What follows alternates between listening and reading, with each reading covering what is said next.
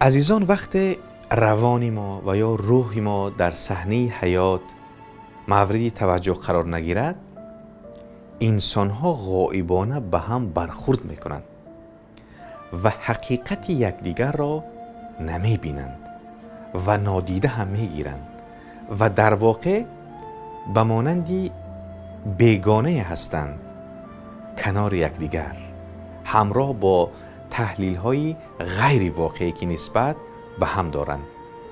این به آن مانند است که مردم عصای حضرت موسی علیه السلام را دیدند و از باطنی آن که اژدهای سراسر تحرک و حیات بود غافل شدند، و یا دم حضرت عیسی مسیح که به ظاهر نفسی بود که از دهان حضرت برون می آمد دیدند، ولی روح مسیح حضرت را ندیدند.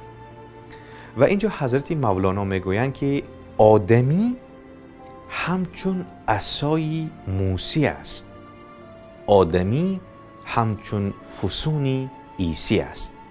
یعنی همچون که ظاهری کار آن دو پیامبری بزرگ یک چوب و یا یک دم و نفس بود، ولی باطناً کار آن دو یکی اژدهای فعال و دیگری باعث حیات نو بود که مرده را زنده می کرد. انسان نیز باطنی بسیار اسرارآمیز دارد و اگر نظر به باطن انسان ها نداشته باشیم غائبانه با همدیگر برخورد میکنیم. به همین دلیل نباید از انسان ساده گذشت و از وسعت روح و روان او که در محدوده تن ظهور کرده غفلت کرد. و جای دیگر حضرت مولانا چی زیبا میگویند که خویشتن نشناخت مسکین آدمی، خویشتن نشناخت مسکین آدمی، از فزونی آمد و شد در کمی. و یا میگویند که خویشتن را آدمی ارزان فروخت، بود اطلس خویش بر دلق بدوخت.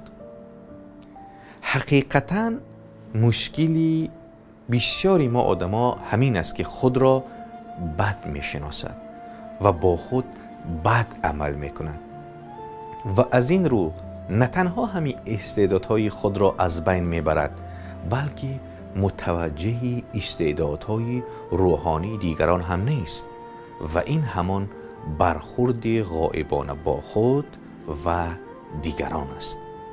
در این 3 بیت که ما از حضرت مولانا آوردیم عزیزان، تنها شهامت و شکوه انسانیت را حضرت مولانا برای ما و شما بیان میکنند.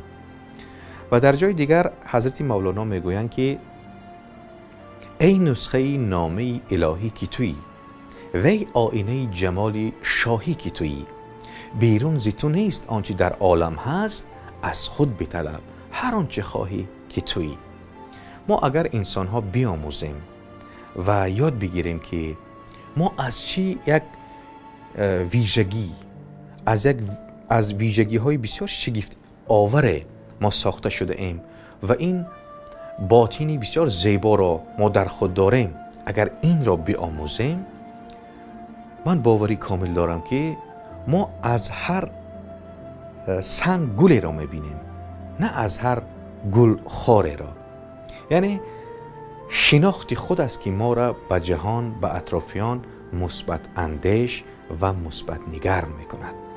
عزیزان، یک بار نظر کنید، اینقدر کتاب‌های خوب، اینقدر کتاب‌های زیبا، اینقدر کتاب‌های خواندنی امروز در جامعه جهانی سرتاسر دسترسند، در شبکه‌های اجتماعی نیز و عموما امروز میتوان در دلخواه جا این گونه کتاب‌ها را دسترسی کرد و چه خوب است اگر روز چند دقیقه را برای مطالعه کردن صرف کنیم تا اینکه همون روح، روان و همون باطن خود را کشف کنیم، با باطن خود آشتی کنیم و از خود یک انسانی زیبا سازیم.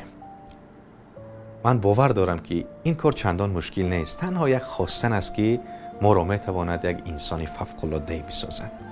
چون پیر روم حضرت مولانا با اینقدر پهنای اندیشه وقتی اینگونه ابیات رنگین و زیبا را برای ما میراث گذاشته‌اند، این نبخشیدنی است که ما از این گنجینه استفاده نبریم.